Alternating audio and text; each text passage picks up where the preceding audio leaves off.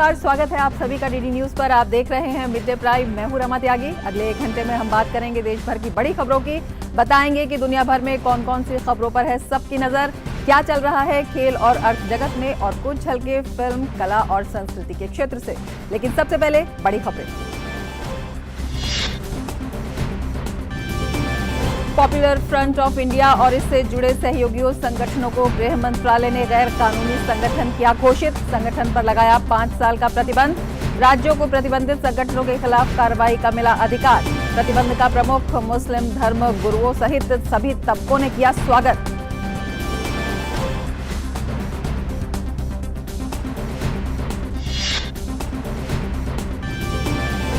लता मंगेशकर जी की जयंती पर अयोध्या में सरयू नदी के तट पर लता जी के नाम पर बनाया गया भव्य चौराहा। लगाई गई है 11 मीटर की विशाल मीणा। प्रधानमंत्री ने कहा, अयोध्या आने वाले लोगों को यह स्मारक प्रभु श्री राम के साथ लता जी का भी कराएगा स्मरण।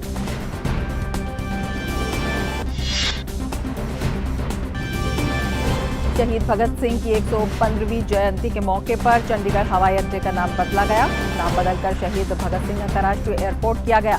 पंजाब, हरियाणा के राज्यपालों और अन्य गणमान्य की उपस्थिति में केंद्रीय वित्त मंत्री निर्मला सीतारमण ने किया पट्टिका का अनावरण।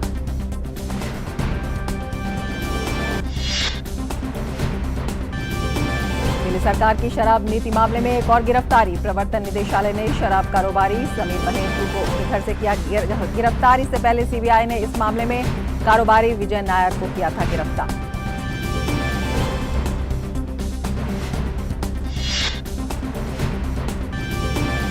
उत्तर प्रदेश के लखीमपुर खीरी में हुए सड़क हादसे में 8 लोगों की मौत, 25 लोग हादसे में हुए घायल। उत्तर प्रदेश के मुख्यमंत्री योगी आदित्यनाथ ने हादसे पर जताया दुख।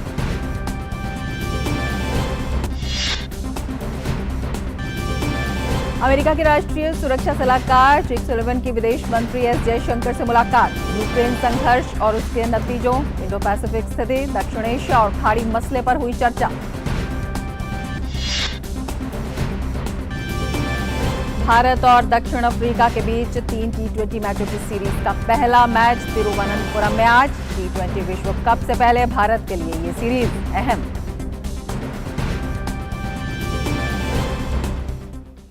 और अब सबसे पहले बड़ी खबरों पर विस्तार से नजर।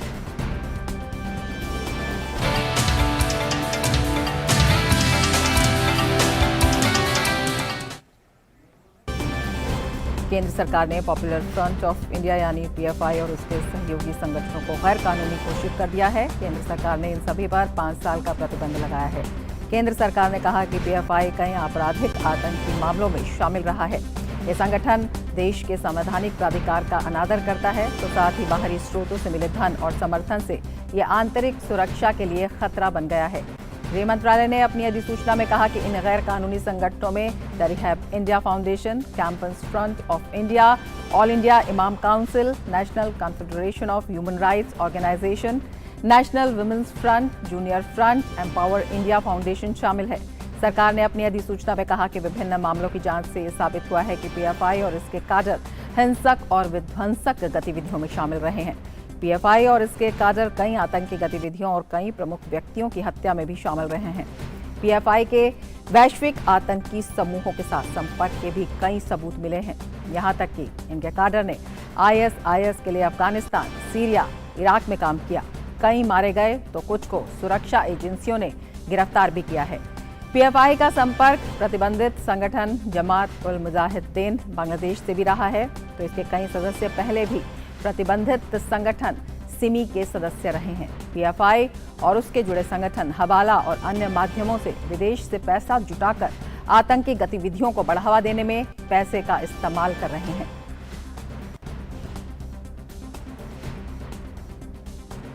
पीएफआई पर 5 साल का प्रतिबंध और सहयोगी संगठनों पर भी प्रतिबंध। गृह मंत्रालय ने कहा है कि पीएफआई और उससे जुड़े संगठन देश विरोधी गतिविधियों में शामिल रहे हैं, जो देश की अखंडता, संप्रभुता और सुरक्षा के प्रतिकूल है। इससे देश में सांप्रदायिक माहौल खराब होने, सांप्रदायिक सौहार्द का माहौल खराब होने और उग्रवाद को प्रोत्साहन मिलने की आशंका है। इतना ही नहीं, अधिसूचना में ये भी कहा गया है कि पीएफआई समाज के एक वर्ग विशेष को कट्टर बनाकर लोकतंत्र को कमजोर कर रहा है। इससे पहले हाल ही में एनआईए और ईडी ने संगठन के ऊपर देशव्यापी छापेमारी की थी, जिसमें देश विरोधी गतिविधियों के कई अहम सबूत बरामद हुए थे। तो संगठन के 100 से ज्यादा नेताओं और काडर को गिरफ्तार भी किया गया था। कल ही कई राज्यों की पुलिस ने भी संगठन से जुड़े लोगों के घरों पर छापेमारी की थी और कई लोगों को गिरफ्तार भी किया था। पीएफआई पर प्रतिबंध के बाद केंद्रीय गृह मंत्रालय ने एक और अधिसूचना जारी की है। इसके मुताबिक राज्यों और केंद्र शासित प्रदेशों को ये ताकत दी गई है कि वो पीएफआई और इससे जुड़े संगठनों की गतिविधियों पर रोक लगाने के लिए यूएपीए कानून के अंतर्गत कार्रवाई कर सकते हैं। गृह राज्य मंत्री अजय मिश्रा ने पीएफआई पर कहा है कि एनआईए और इसकी जांच कर रही थी और इसके सबूतों के आधार पर यह कार्रवाई की गई है। वर्तमान में केंद्र की सरकार सक्षम है। उन्होंने कहा कि कुछ राजनीतिक दल पीएफआई पर हो रही कार्रवाई का विरोध करते हुए इतने हताश हो जाते हैं कि राष्ट्रद्रोह की स्थिति में पहुंच जाते हैं। जो जांच चल रही थी उसी के आधार पर छापेमारी और जो लोग पकड़े गए उनको रिमांड पे लिया गया था। जो सूचनाएं मिली उसी के आधार पर कार्रवाई। गवर्नमेंट हमेशा से सक्षम है और हर ऐसी संस्थान, ऐसे व्यक्ति जो राष्ट्र विरोधी है उसके विरुद्ध कार्रवाई करने में हमारे प्रधानमंत्री जी, गृह मंत्री जी पूरी तरह से हमारे देश में ही, हमारे देश का, या मैं कहूँगा मेरा, आप सब लोगों का ये दुर्भाग्य है कि ऐसे राजनीतिक दल हमारे देश में काम कर रहे हैं जो कई बार विरोध करते करते हताशा निराशा में राष्ट्रद्रोह की स्थिति तक पहुंच जाते हैं।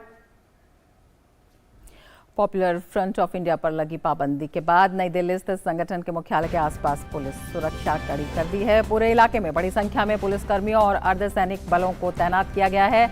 इसके साथ ही कर्नाटक की राजधानी बेंगलुरु और तमिलनाडु की राजधानी चेन्नई में भी संगठन के कार्यालय के बाहर पुलिस तैनात कर दी गई है।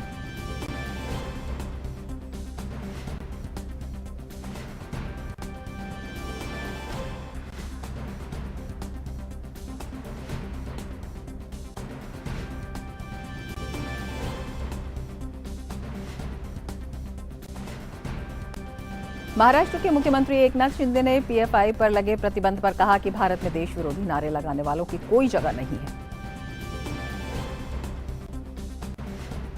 संगठन जो है, ये जो पॉपुलेशन फ्रंट ऑफ इंडिया, ये जो पाकिस्तान जिंदाबाद के नारे लगाते हैं उनको इस देश में ऐसे नारे लगाने का कोई अधिकार नहीं है। यह गृह विभाग पूरी तरह उनका बंदोबस्त करेगी और केंद्र सरकार ने जो निर्णय लिया है, योग्य निर्णय लिया है। इस देश में देशभक्तों का ये देश है, ये राज्य है, राष्ट्रभक्तों का है। यह देशद्रोही बयान किसी पर कोई कर नहीं सकता है और वो साइन भी नहीं किया जाएगा। उत्तर प्रदेश के मुख्यमंत्री योगी आदित्यनाथ ने पीएफआई पर प्रतिबंध के फैसले की सराहना की है। योगी आदित्यनाथ ने ट्वीट करते हुए कहा कि राष्ट्र विरोधी गतिविधियों में संलिप्त पॉपुलर फ्रंट ऑफ इंडिया और उसके अनुषांगिक संगठनों पर लगाया गया प्रतिबंध सराहनीय एवं स्वागत योग्य है। ये नया भारत है, यहाँ आतंकी, आपराधिक और राष्ट्र की एकता और अखंडता तथा सुरक्षा के लिए खतरा बने संगठन एवं व्यक्ति स्वीकार्य नहीं।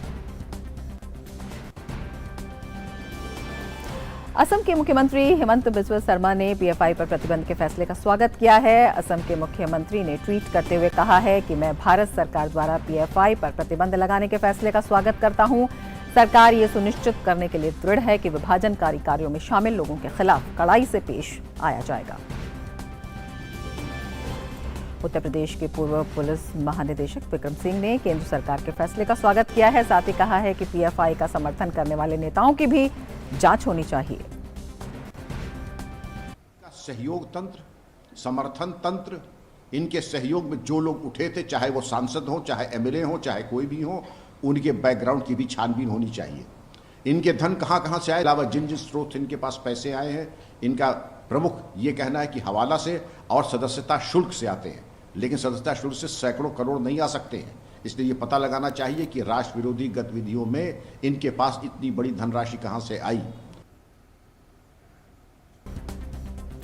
अजमेर शरीफ दरगाह के दीवान सैयद जैनुल आबिदीन अली खान ने फैसले का स्वागत किया और कहा कि यह पाबंदी सरकार को पहले लगानी चाहिए थी।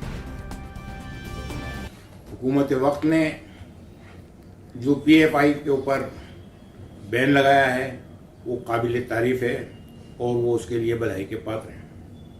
और ये बहुत पहले लग जाना चाहिए था।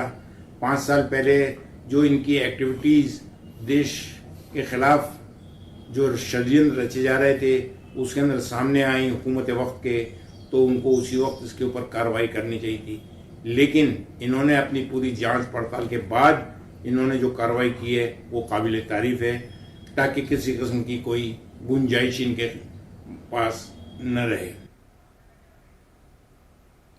ऑल इंडिया सूफी सजात नशी काउंसिल के चेयरमैन सैयद नसीरुद्दीन चिश्ती ने कहा कि यह प्रतिबंध उन लोगों के लिए सबक है जो देश विरोधी गतिविधियों में शामिल रहते हैं। भारत सरकार ने पीएफआई और उसके सहयोगी संगठनों पर प्रतिबंध लगा दिया गया है।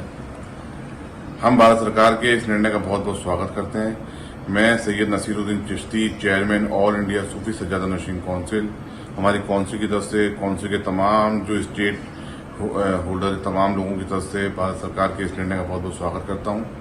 हमने भारत सरकार से पहले यही डिमांड करी थी कि इस संगठन के खिलाफ यदि पूरे एविडेंस है तो इस पर जल्द से जल्द बैन लगाया जाए, और ये बैन उन लोगों के लिए एक सबक है जो देश विरोधी गतिविधियों में शामिल रहते हैं, जो संगठन देश के आइन के खिलाफ जाके काम करते हैं, उनके लिए बहुत बड़ा सबक है। वो देखें कि देश की सुरक्षा से बढ़ के कुछ भी नहीं। हम भारत सरकार के इस निर्णय का बहुत बहुत स्वागत करते हैं। भाजपा प्रवक्ता शहजाद पूनावाला ने पीएफआई पर प्रतिबंध के फैसले की सराहना की है। शहजाद पूनावाला ने कहा कि मोदी सरकार आतंकवाद के खिलाफ जीरो टॉलरेंस की नीति को आगे बढ़ा रही है।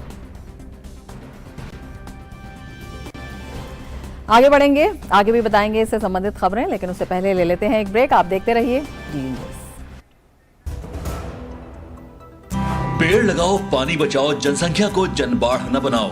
IME Sahibabad, Ghaziabad, NCR 27 years of excellence in higher education offers Radhika scholarship up to 50% of college fees.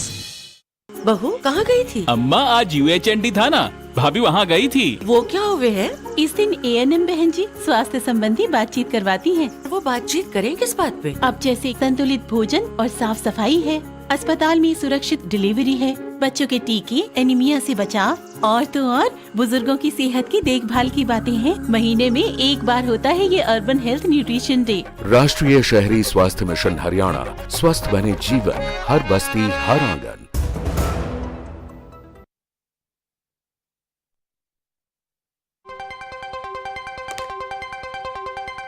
राजनीति की चाल से दुनिया के हाल तक, खेल के मैदान से किसान के खलियान तक, दिन भर की हर छोटी बड़ी खबर को समेटे खबर के हर किरदार को दिखाते हैं हम। डीडी न्यूज का प्राइम टाइम शो, सटीक और भरोसेमंद खबरें, खबर ही नहीं खबर का विश्लेषण भी, नए तेवर, नए कलेवर, नई धार और नई रफ्तार के साथ देखिए न्यूज नाइट हर रात 8 बजे सिर्फ डीडी न्यूज पर।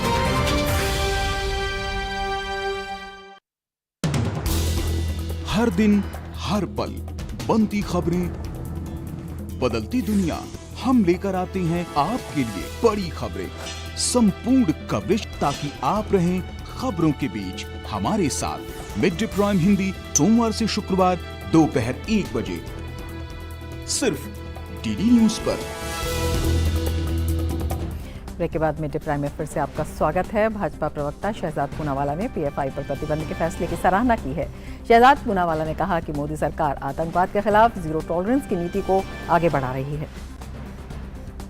The historic and bold decision taken to ban the PFI, a terrorist organization that has been working constantly against Mulk and Manavta, taken by the Modi government and by the Home Ministry, reflects once again their commitment towards zero tolerance on terror, which has been shown by the Modi government and by Home Minister Amit Shah ji by the series of strong and bold actions and decisive actions they have taken on terrorism in the last 8 years.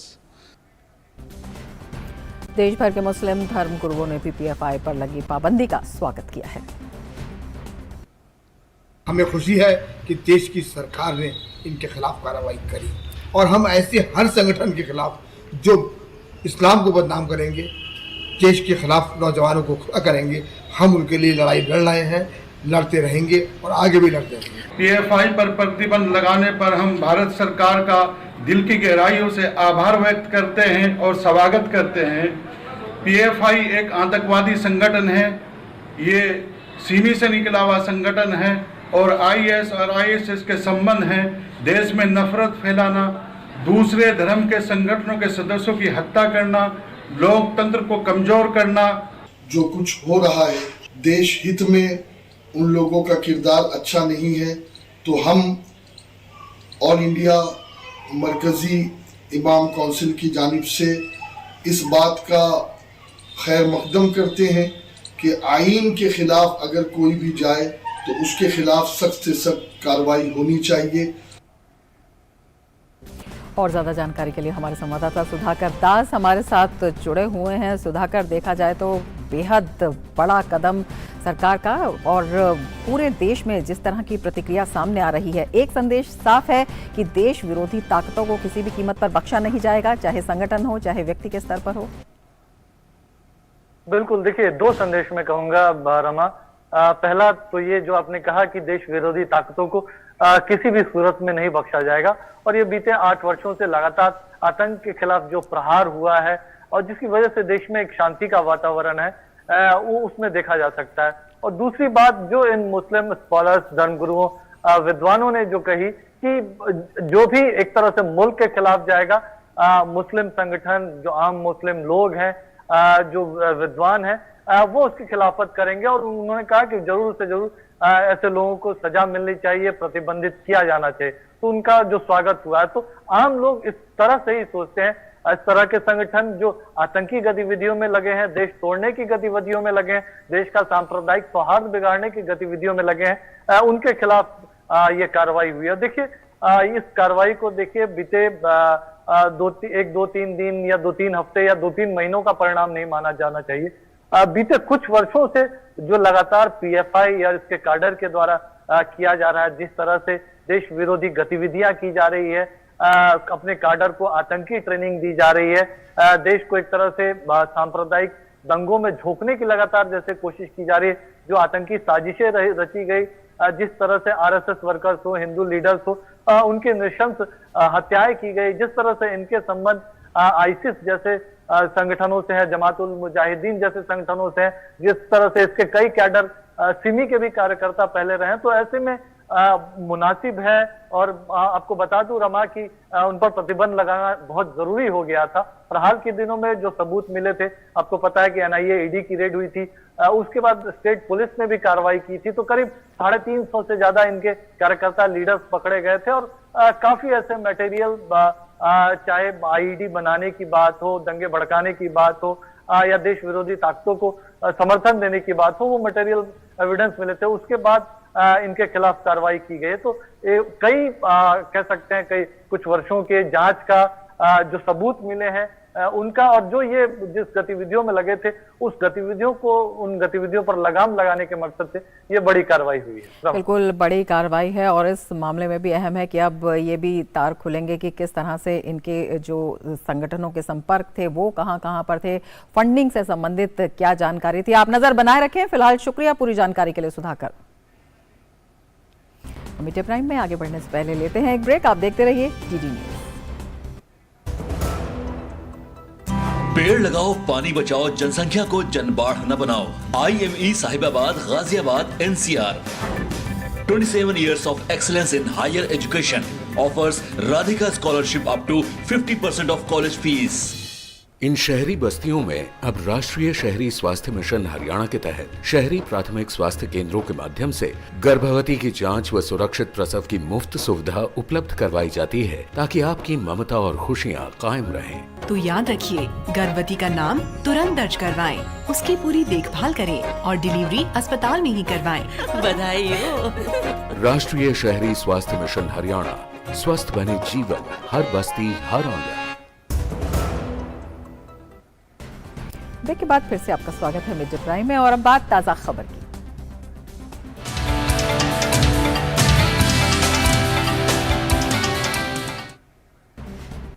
प्रधानमंत्री नरेंद्र मोदी ने दिवंगत दिग्गज गायिका स्वर्गीय लता मंगेशकर को उनकी जयंती पर उन्हें नमन किया। पीएम मोदी ने अपने संबोधन में कहा, लता दीदी मां सरस्वती की ऐसी साधिका थी जिन्होंने पूरे विश्व को अपने दिव्य स्वरों से अभिभूत किया है। लता जी मां सरस्वती की एक ऐसी ही साधिका थी जिन्होंने पूरे विश्व को अपने दिव्य स्वरों से अभिभूत कर दिया। साधना लता जी ने की, वरदान हम सबको मिला। अयोध्या में लता मंगेशकर चौक पर स्थापित की गई मां सरस्वती की ये विशाल वीणा संगीत की उस साधना का प्रतीक बनेगी। मुझे बताया गया है कि चौक परिसर में सरोवर के प्रवाहमय जल में संगमरमर से बने 92 श्वेत कमल लता जी की जीवन अवधि को दर्शा रहे हैं। पीएम मोदी ने स्वर्गीय किला लता मंगेशकर को याद करते हुए कहा, लता दीदी हमेशा कहा करती थी, मनुष्य उम्र से नहीं कर्म से बड़ा होता है। लता मंगेशकर चौक और उनसे जुड़ी सभी स्मृतियां देश के प्रति कर्तव्य बोध का एहसास कराएंगी। दीदी अक्सर मुझसे कहती थी, मनुष्य उम्र से नहीं कर्म से बड़ा होता है, और जो देश के लिए जितना ज्यादा करे वो उतना ही बड़ा है। मैं मानता हूं कि अयोध्या का ये लता मंगेशकर चौक और उनसे जुड़ी ऐसी सभी स्मृतियां हमें देश के प्रति कर्तव्य बोध का भी एहसास कराएगी। पीएम मोदी ने कहा कि जैसे अयोध्या ने इतने युगों के बाद भी राम को हमारे मन में साकार रखा है, वैसे ही लता दीदी के भजनों ने हमारे अंतर्मन को राममय बना रखा है।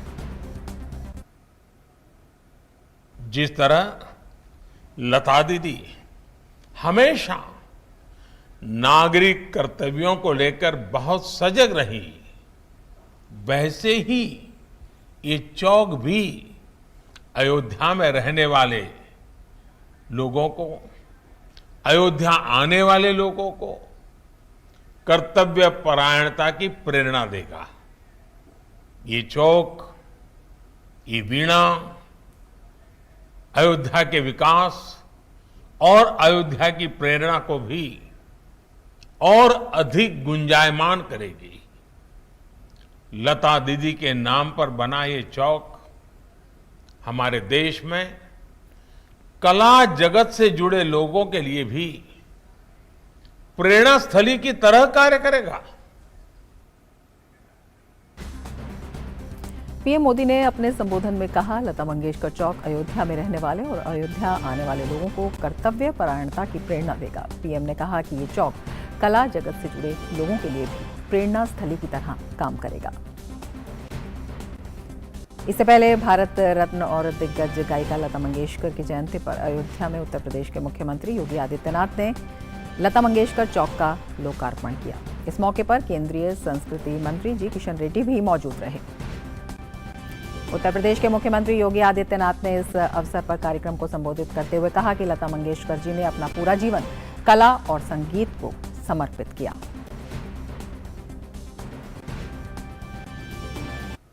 सम्मान्य लता दीदी ने अपना पूरा जीवन भारत की कला और संगीत को एक नई ऊंचाई प्रदान करने के लिए समर्पित किया था, और मर्यादा पुरुषोत्तम श्री राम, श्री कृष्ण और भारत के राष्ट्रभक्ति से संबंधित गीतों को एक नई ऊंचाई के देकर के उन्होंने संगीत की अपनी पवित्र साधना को प्रत्येक भारतीय के लिए वंदनीय बनाया। लता दीदी ने पूरा जीवन भगवान राम की भक्ति और साधना के लिए समर्पित किया, तो उनका पहला स्मारक भी भगवान राम के धाम पर ही बने, और आज ये पहला स्मारक लता चौक के नाम पर यहां पर आज समर्पित करते हुए मुझे हार्दिक प्रसन्नता की अनुभूति हो रही है।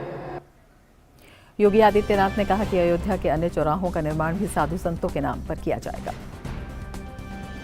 जैसे आज लता चौक इतना भव्य बना है, ऐसे ही हर चौराहे को, अयोध्या के हर चौराहे को इसी प्रकार की भव्यता देने के लिए पूज्य संतों के नाम पर उन चौराहों के निर्माण, कोई रामानुजाचार्य के नाम पर, कोई रामानंदाचार्य के नाम पर, कोई राम जन्मभूमि आंदोलन से जुड़े हुए पूज्य संतों की स्मृतियों के साथ इसी प्रकार के भव्य चौक निर्माण की कार्रवाई का अब शुभारंभ हो जाना चाहिए। हमारा प्रयास होना चाहिए कि अगले 1 वर्ष के अंदर हम इस पूरे कार्य को करके अयोध्या के सुंदरीकरण के कार्यक्रम को अब एक नई ऊंचाइयां प्रदान करना प्रारंभ कर दें। केंद्रीय संस्कृति मंत्री जी किशन रेड्डी ने अयोध्या में लता मंगेशकर चौक के उद्घाटन कार्यक्रम को संबोधित करते हुए कहा कि लता मंगेशकर चौक से युवाओं को लता जी की स्मृतियों से जुड़ने में काफी मदद मिलेगी। किसी भी महापुरुष का याद में बनाए गए कोई भी स्मारक हमें उन महा व्यक्तियों के जीवन की बार बार याद दिलाते हैं। वैसा ही लता स्मृति चौक अयोध्या में आने वाले करोड़ों यात्रिकों को लता दीदी का याद दिलाएंगे। आज के बाद लता स्मृति चौक के रूप में बनी हुई विराट वीणा लाखों कलाकारों को अपने सपने के पूरा करने के लिए जरूर प्रेरणा देंगे। और हमारे संवाददाता विकास सिंह और ज्यादा जानकारी के साथ हमारे साथ जुड़े हुए हैं अयोध्या से। विकास, आपसे जानना चाहेंगे कितना बड़ा क्षण और कितनी बड़ी श्रद्धांजलि लता मंगेशकर स्वर कोकिला, जो उनकी स्मृतियों को याद करने के लिए प्रधानमंत्री नरेंद्र मोदी ने जब उन्हें याद किया तो बेहद भावुक भी वो हो गए।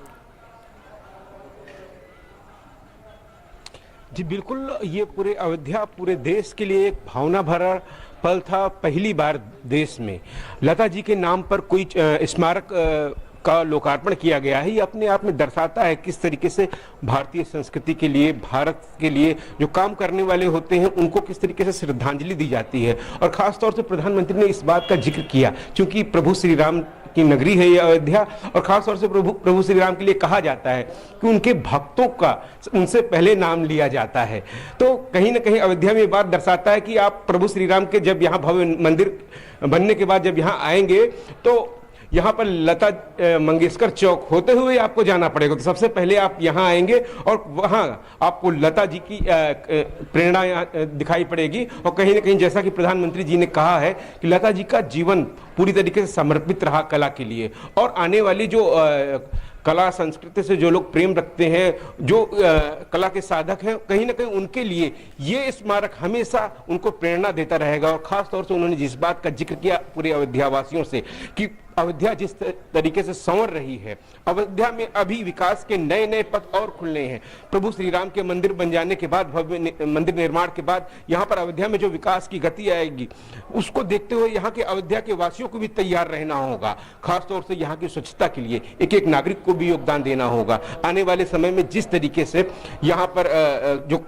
कार्रवाई की जा रही है, विकास के नित्य नए निर्माण किए जा रहे हैं, अयोध्या को संवारा जा रहा है। मुख्यमंत्री योगी आदित्यनाथ ने भी इस बात को कहा कि इसमें कोई संदेह नहीं कि आने वाले समय में भारतीय संस्कृति का सबसे बड़ा केंद्र अयोध्या बनेगा, और उसी की तैयारी हम देखते जा रहे हैं। और आज कहीं ना कहीं जिस तरीके से भारत रत्न लता मंगेशकर जी का स्मारक यहाँ पर बना है, उनके नाम पर जो चौक है, कहीं ना कहीं आने वाली युगों युगों तक पीढ़ियों को इस बात का संदेश देती रहेगी। जिस तरीके से उन्होंने भगवान श्री राम के सबसे ज्यादा गीत गाए थे, लेकिन जो अपनी कला के प्रति उनका समर्पण था आजीवन, वो तो नहीं है, लेकिन उनके सुर युगों युगों तक लोगों को प्रेरणा देते रहेंगे। वैसे ही ये चौक हमेशा जब भी यहाँ कोई आएगा तो उनके मन में जरूर कर्तव्य प्रणयता का बोध आएगा, और ये कहीं ना कहीं इस बात को दर्शाता है। और हमारी सरकार जिस तरीके से हमारी संस्कृति, हमारी कला को जिस तरीके से विकसित कर रही है, पूरे उत्तर प्रदेश की अगर बात करते हैं, जिस तरीके से हमने पिछले दिनों देखा कि काशी विश्वनाथ ने, बाबा विश्वनाथ कॉरिडोर धाम का जिस तरीके से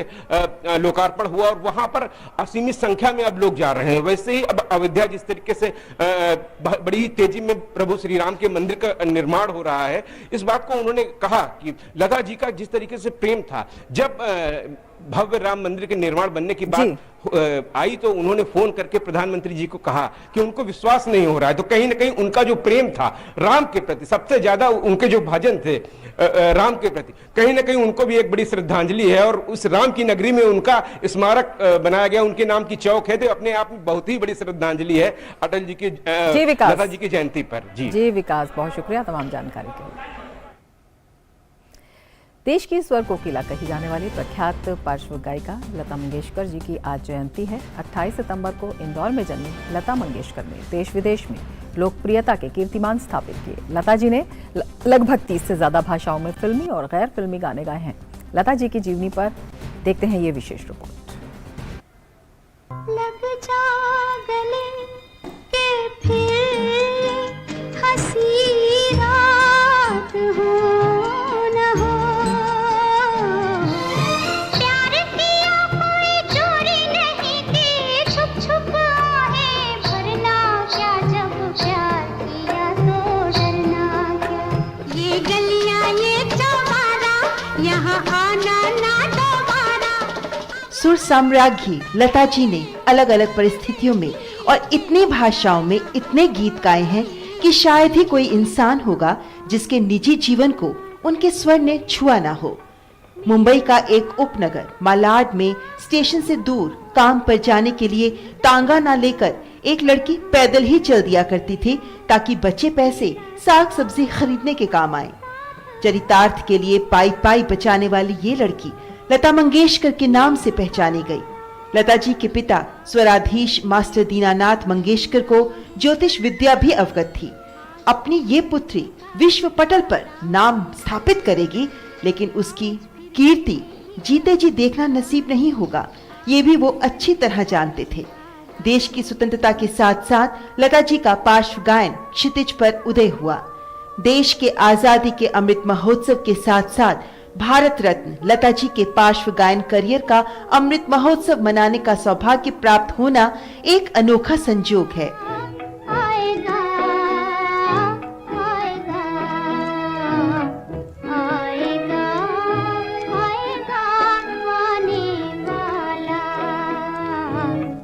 लता मंगेशकर जी की प्रसिद्धि के पीछे उनकी लगन, परिश्रम और तपस्या के साथ साथ उनका भारत के प्रति अगाध प्रेम और भारत कल्याण की भावना भी है, और वो स्वर शिखर पर ध्रुव पद प्राप्त कर गई। गीतकार गुलजार का पंचम द्वारा निर्देशित गीत आपकी आंखों में कुछ महके हुए से राज हैं, इस गीत से हम सभी परिचित हैं। आपकी बातों में फिर कोई शरारत तो नहीं, बेवजह तारीफ करना आपकी आदत तो नहीं। इस गीत के अंतरे में आने वाले बदमाश शब्द पर लता जी को आपत्ति होगी, ऐसा पंचम दा का कयास था। रिकॉर्डिंग के समय उसे हल्की हंसी के साथ गाकर अलग खुमार लाया गया। लता जी के गायन की एक और खूबी ये रही कि उन्होंने अभिनेत्रियों को अपनी आवाज के साथ साथ गीत की आत्मा भी दी। देखी है उन आँखों की महकती खुशबू, हाथ से छू के इसे रिश्तों का इल्जाम न दो। उनके गीत अलग अलग कालखंड की अभिनेत्रियों पर बिल्कुल सटीकता से सजे। हर अभिनेत्री पर उनकी आवाज सजी, लेकिन सुनने वालों के लिए वो गीत हमेशा लता जी के गीत रहे। मन की बात रेडियो कार्यक्रम के दौरान प्रधानमंत्री ने लता मंगेशकर जी के साथ हुई उनकी बातचीत को देशवासियों के साथ साझा किया। आप क्या है आपको खुद पता नहीं है। मैं जानती हूँ कि आपके आने से भारत का चित्र बदल रहा है, और वही मुझे बहुत खुशी होती है, बहुत अच्छा लगता है। बस दीदी आपके आशीर्वाद बने रहे, पूरे देश पर आपके आशीर्वाद बने रहे, और हम जैसे लोग कुछ न कुछ अच्छा करते रहे। मुझे आपने हमेशा प्रेरणा दी है, आपकी चिट्ठी भी मुझे मिलती रहती है, और आपकी कुछ न कुछ भेंट सौगात भी मुझे मिलती रहती है। तो एक अपनापन जो एक पारिवारिक नाता है, उसका एक विशेष आनंद मुझे होता है। नहीं, मैं आपको बहुत तकलीफ नहीं देना चाहती हूँ, क्योंकि मैं देख रही हूँ, जानती हूँ कि आप कितने बिजी होते हैं, और आपको कितना काम होता है, क्या क्या सोचना पड़ता है। जब आप जाके अपनी माताजी को पाँव छू के आए, देखा, तो मैंने भी किसी को भेजा था उनके पास और उनका आशीर्वाद लिया। हाँ, मेरी माँ को याद था और वो मुझे बता रही थी जी। हाँ। और टेलीफोन पे उन्होंने मुझे आशीर्वाद दिया, तो मुझे बहुत अच्छा लगा। हमारी माँ बहुत प्रसन्न थी आपके इस प्यार के कारण। जी जी। और मैं आपका बहुत आभारी हूँ कि आप हमेशा मेरी चिंता करती हैं। लता मंगेशकर भारत के दिग्गज गायकों में से एक ऐसा नाम है जिन्होंने 1000 से ज्यादा फिल्मों में गाने गाए। साथ ही उन्होंने कई क्षेत्रीय भाषाओं में भी अपनी मधुर आवाज दी। दादा साहेब फाल्के, भारत रत्न और कई राष्ट्रीय पुरस्कारों सहित देश भर में कई अंतर्राष्ट्रीय पुरस्कार अपने नाम कर चुकी लता दी आज भी अपने गीतों के माध्यम से सुनने वालों के दिलों में जिंदा हैं और जिंदा रहेंगी।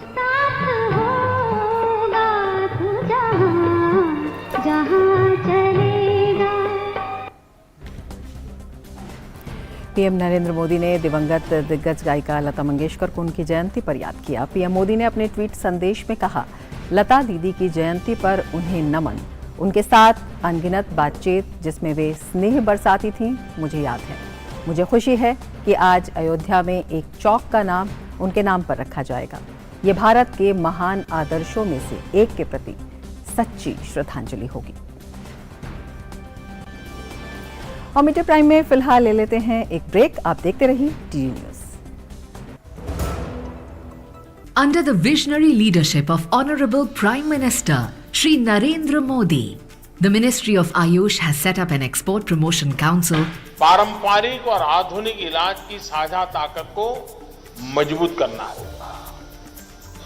आयुष और मॉडर्न हेल्थ केयर का एक साथ एक बराबर विकास होगा, तभी बेहतर स्वास्थ्य समाधान हम तैयार कर पाएंगे। Owing to our Prime Minister Shri Narendra Modi's efforts and focused approach, the market size for Ayush streams, including Ayurveda, Yoga and Naturopathy, Unani, Siddha, Sova Rigpa and Homeopathy, has crossed over $18.2 billion, growing at 17% every year. The Ayush Excel will add to this growth by facilitating ease of doing business and reducing compliance burden for Indian exporters. It will facilitate the promotion, publicity, and exports of India's Ayush for global good and establish worldwide recognition of Ayush streams as system of medicine. Ayush Excel shall also monitor the observance of international standards and regulations by exporters and will bring India's traditional medicinal sciences to the world in their full glory.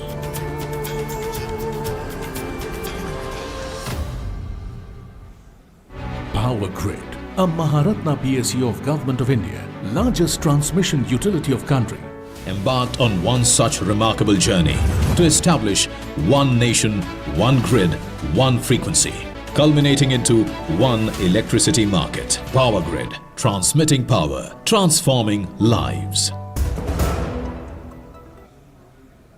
Break के बाद फिर से आपका स्वागत है। आगे बढ़ते हैं खबरों में। प्रवर्तन निदेशालय ने दिल्ली आबकारी नीति में कथित भ्रष्टाचार के मामले में बड़ी कार्रवाई की है। ईडी ने आबकारी नीति में भ्रष्टाचार से जुड़े मनी लॉन्ड्रिंग मामले में शराब कारोबारी समीर महिंद्रू को उसके घर से गिरफ्तार कर लिया है। गिरफ्तारी से पहले केंद्रीय जांच एजेंसी ने समीर महिंद्रू से कई राउंड की पूछताछ की थी। नई आबकारी नीति को लेकर कई सवाल उनसे पूछे गए थे। शराब कारोबारी समीर महिंद्रू को मनी लॉन्ड्रिंग रोकथाम कानून के प्रावधानों के तहत गिरफ्तार किया गया है। केंद्रीय अन्वेषण ब्यूरो सीबीआई ने दिल्ली आबकारी नीति के मामले में कारोबारी विजय नायर को गिरफ्तार किया है। Vijay Nair event management company Only Much Louder के पूर्व सीईओ हैं। विजय नायर को सीबीआई मुख्यालय बुलाया गया था और पूछताछ के बाद गिरफ्तार किया गया। विजय नायर को साजिश, कार्टेलाइजेशन और चुने गए लाइसेंस के लिए गिरफ्तार किया गया है।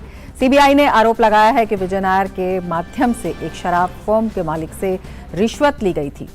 सीबीआई ने दिल्ली आबकारी नीति मामले में एफआईआर दर्ज की थी, जिसमें विजय नायर, दिल्ली के डिप्टी सीएम मनीष सिसोदिया और 13 अन्य लोगों के नाम थे।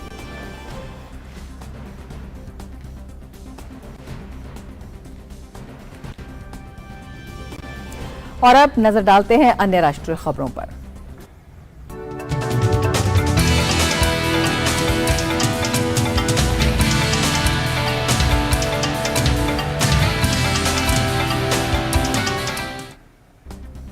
आज देश शहीद भगत सिंह की 115वीं जयंती मना रहा है। इस अवसर पर केंद्रीय मंत्री निर्मला सीतारमण ने चंडीगढ़ हवाई अड्डे का नाम बदलकर शहीद भगत सिंह अंतर्राष्ट्रीय एयरपोर्ट किया। आज से इसे शहीद भगत सिंह इंटरनेशनल एयरपोर्ट के नाम से जाना जाएगा।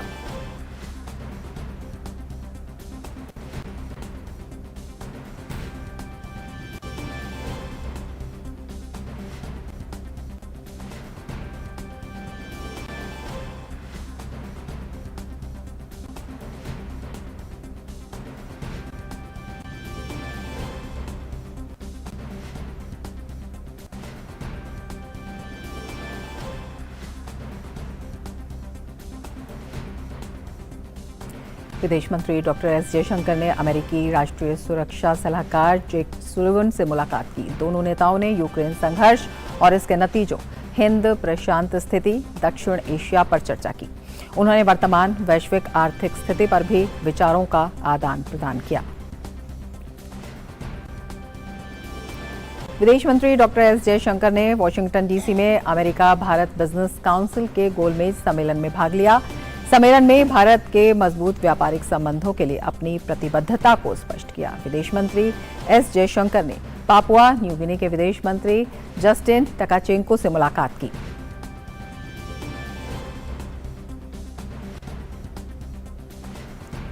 एस जयशंकर और जस्टिन टकाचेंको के बीच प्रशांत द्वीप समूह के साथ चल रहे सहयोग पर विस्तार से चर्चा हुई। विदेश मंत्री एस जयशंकर ने कहा कि आने वाले दिनों में सहयोग के कदमों को और अधिक बढ़ाया जाएगा। यूएनएससी की बैठक में संयुक्त राष्ट्र में भारत की स्थायी प्रतिनिधि रुचिरा कंबोज ने रूस यूक्रेन युद्ध पर अपना पक्ष रखते हुए कहा कि यूक्रेन संघर्ष अंतर्राष्ट्रीय समुदाय के लिए गंभीर चिंता का विषय है। भारत ने बार बार शत्रुता को तत्काल समाप्त करने और बातचीत और कूटनीति के माध्यम से इस संघर्ष को हल करने की आवश्यकता का आह्वान किया है। The trajectory of the Ukraine conflict is a matter of profound concern for the international community. India has repeatedly called for an immediate cessation of hostilities and the need to resolve the ongoing conflict through dialogue and diplomacy. This was also stated unequivocally by Prime Minister Modi during his meeting with President Putin in the sidelines of the recent SCO summit in Tashkent. I firmly believe that the global order should be anchored on international law, the UN Charter, and respect for the sovereignty and the territorial integrity of state. संयुक्त राष्ट्र में भारत की स्थायी प्रतिनिधि रुचिरा कंबोज ने कहा कि Ukraine संघर्ष के लिए भारत का दृष्टिकोण मानव केंद्रित बना रहेगा। हमारी ओर से हम यूक्रेन को मानवीय सहायता और आर्थिक संकट के तहत दक्षिण में अपने कुछ पड़ोसियों को आर्थिक सहायता प्रदान कर रहे हैं। India's approach to the Ukraine conflict will continue to be human-centric. On our part, we are providing both humanitarian assistance to Ukraine and economic support to some of our neighbors in the global south under economic distress, even as they stare at the escalating costs of food, of fuel, and of fertilizers, which has been a consequential fallout of the ongoing conflict. आगे बढ़ते हैं। लखीमपुर खीरी में एक बड़ा हादसा हो गया है। हादसे में 8 लोगों की मौत और 25 से अधिक लोग घायल हो गए हैं। जानकारी के मुताबिक एक बस और ट्रक के बीच सड़क दुर्घटना होने से 8 लोगों की मौत हो गई है। वहीं घायलों को जिला अस्पताल में पहुंचाया गया है। उत्तर प्रदेश के मुख्यमंत्री योगी आदित्यनाथ ने लखीमपुर खीरी में सड़क हादसे पर दुख प्रकट किया है। मुख्यमंत्री ने जिलाधिकारी और पुलिस के वरिष्ठ अधिकारियों को मौके पर जाकर राहत कार्य युद्ध स्तर पर कराने और घायलों को तत्काल अस्पताल पहुंचाकर उनके समुचित उपचार के निर्देश दिए हैं। इसके साथ ही उन्होंने घायलों के शीघ्र स्वस्थ होने की कामना की है। एनएसई को लोकेशन घोटाले के मामले में दिल्ली हाई कोर्ट ने एनएसई की पूर्व सीईओ चित्रा रामाकृष्णन और पूर्व सीईओ आनंद सुब्रमण्यम को जमानत दी। कोर्ट ने सीबीआई जांच के मामले में दोनों को जमानत दी है। दोनों के खिलाफ ईडी भी जांच कर रही है। सुप्रीम कोर्ट ने 2016 डीमोनेटाइजेशन नीति के खिलाफ याचिकाओं के मामले में कोर्ट की संविधान पीठ 12 अक्टूबर को पहले ये तय करेगी कि साल 2016 में हुई नोटबंदी की वैधता पर सुनवाई की अब जरूरत भी है या नहीं। केंद्र सरकार का कहना है कि अब इस सुनवाई का कोई व्यवहारिक मतलब नहीं रह गया है, यह सिर्फ अकादमिक विषय रह गया है। जस्टिस गवाई ने कहा कि कोर्ट के पास पहले ही बड़ी संख्या में मामले लंबित हैं। नोटबंदी के खिलाफ 58 याचिकाएं एससी में दाखिल हुई थी। 16 दिसंबर 2016 को ये मामला संविधान पीठ को सौंपा गया था, लेकिन बेंच का गठन अब तक नहीं हो पाया था। इस मसले पर आज संविधान पीठ ने पहली बार सुनवाई की। राजस्थान में सियासी संकट थमने का नाम नहीं ले रहा है। कांग्रेस की राजस्थान इकाई में पैदा हुए संकट के बीच पार्टी की अनुशासनात्मक समिति ने शांति धारीवाल, महेश जोशी और धर्मेंद्र राठौड़ को कारण बताओ नोटिस जारी किया है। अनुशासन समिति के सचिव और राष्ट्रीय महासचिव तारिक अनवर ने इन नेताओं को नोटिस जारी करके कहा कि इन नेताओं ने कांग्रेस द्वारा बुलाई गई विधायक दल की बैठक में जाने के बजाय अपने निवास पर समान अंतर बैठक कराकर अनुशासनहीनता की कार्रवाई की है। इससे पहले पार्टी पर्यवेक्षकों ने घोर अनुशासनहीनता के लिए मुख्यमंत्री अशोक गहलोत के करीबी तीनों नेताओं के खिलाफ अनुशासनात्मक कार्रवाई की अनुशंसा की थी। इस बीच सचिन पायलट के आज कांग्रेस आलाकमान से मुलाकात करने की बात है।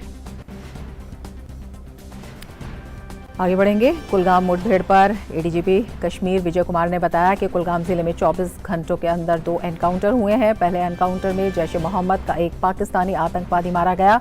दूसरे एनकाउंटर में जैश ए मोहम्मद के 2 लोकल आतंकवादी मारे गए हैं। उन्होंने कहा कि अभियान को और बढ़ाया जा रहा है। पिछले 24 घंटा में कुलगांव डिस्ट्रिक्ट में 2 इनकाउंटर हुआ है, पहले बटपोड़ा में और कल अवरटू में।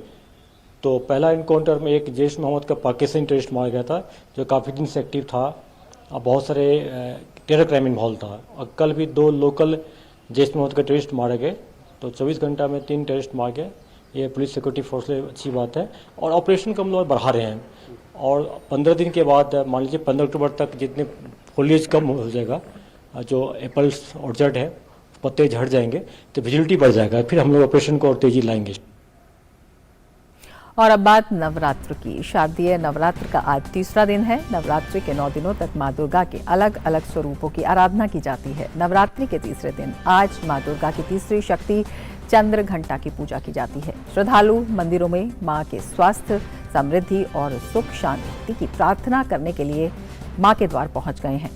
मंदिरों में श्रद्धालुओं की भीड़ उमड़ रही है। मां के मंदिर में सुबह से ही भक्तों की लंबी कतारें लगी हुई हैं। लोग दूर दूर से मां के दर्शन के लिए पहुंच रहे हैं। देश के हर एक क्षेत्र में शारदीय नवरात्र की छटा ही निराली होती है। पश्चिम बंगाल में दुर्गा पंडाल की आभा अनोखी होती है, तो गुजरात में डांडिया महोत्सव अपनी ही छटा बिखेरता है। नवरात्रि के तीसरे दिन आज मां दुर्गा की तीसरी शक्ति चंद्र घंटा की पूजा की जा रही है। प्रधानमंत्री नरेंद्र मोदी ने ट्वीट कर कहा, नवरात्रि में आज दुर्गा मां के तीसरे स्वरूप देवी चंद्र घंटा की पूजा आराधना का दिन है। उनकी असीम कृपा से हर किसी का जीवन वीरता और विनम्रता से सुशोभित हो, यही प्रार्थना है। और अब देखते हैं अर्थ जगत से जुड़ी खबरें।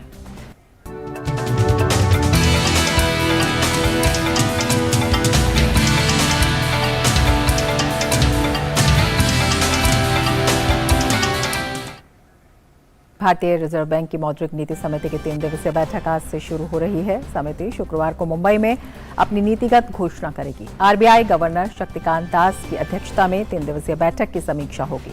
आरबीआई गवर्नर शक्तिकांत दास इस समीक्षा बैठक के नतीजे का ऐलान 30 सितंबर को करेंगे। आरबीआई ने जून और अगस्त में रेपो दर में 0.50% की वृद्धि की थी। जून में आरबीआई ने नीतिगत रेपो दर को 50 आधार अंक बढ़ाकर 5.40% कर दिया था।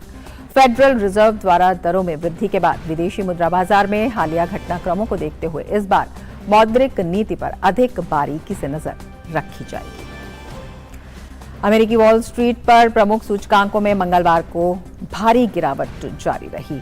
S&P 500 इंडेक्स 2 वर्षों में अपने सबसे निचले स्तर पर आ गया। नेस्डेक कंपोजिट में 0.25%, डॉव जोन्स में 0.43% की गिरावट आई और S&P 500 में 0.21% की गिरावट आई। S&P 500 में गिरावट के बाद वैश्विक मंदी की आशंकाओं को देखा जा रहा है।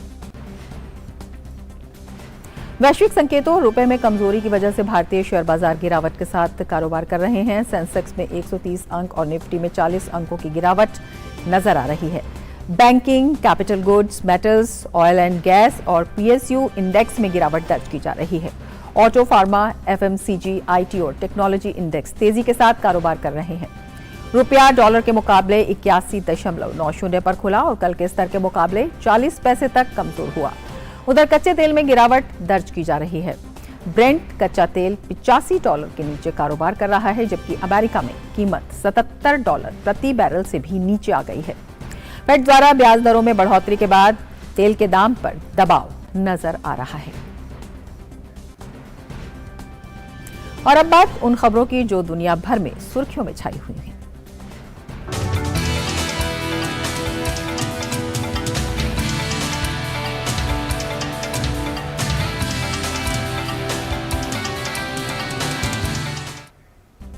क्राउन प्रिंस मोहम्मद बिन सलमान सऊदी अरब का प्रधानमंत्री उन्हें नियुक्त किया गया। सऊदी अरब के राजा सलमान बिन अब्दुल अजीज की ओर से दिए गए कैबिनेट फेरबदल के आदेश के अनुसार सऊदी अरब के क्राउन प्रिंस मोहम्मद बिन सलमान अब प्रधानमंत्री होंगे और उनके दूसरे बेटे प्रिंस खालिद बिन सलमान रक्षा मंत्री बनेंगे। इस कैबिनेट फेरबदल में यूसुफ बिन अब्दुल्ला बिन मोहम्मद अल बनियान को शिक्षा मंत्री के रूप में नियुक्त किया गया है। प्रिंस सलमान तेल पर निर्भरता से अर्थव्यवस्था में विविधता लाने के प्रयासों का नेतृत्व उन्होंने किया है। सऊदी के लिए रोजगार पैदा करने और वित्तीय सुधारों के लिए कई बदलावों की भी उन्होंने घोषणा की थी। प्रिंस सलमान के हाई प्रोफाइल सामाजिक सुधारों में सिनेमा और सार्वजनिक मनोरंजन की अनुमति की पहल शामिल है। उन्होंने सऊदी अरब में महिलाओं के ड्राइविंग पर लगे प्रतिबंध को भी समाप्त कर दिया था। रूस यूक्रेन जंग से यूरोपीय देश इन दिनों भयानक ऊर्जा संकट से जूझ रहे हैं। ऐसे में गैस पाइपलाइनों में पाए गए लीक से ये संकट और भी ज्यादा बढ़ गया है।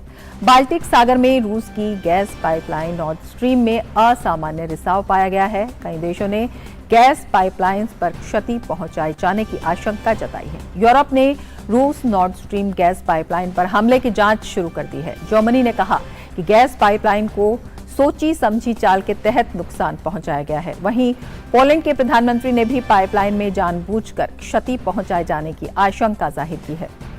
अमेरिकी विदेश सचिव ने कहा कि गैस पाइपलाइन को नुकसान पहुंचाने से किसी का भी हित नहीं है। बताया जा रहा है कि नॉर्थ स्ट्रीम 1 और 2 पाइपलाइनों पर 3 लीक हुए हैं, जो कि प्राकृतिक गैस से भरे हुए हैं।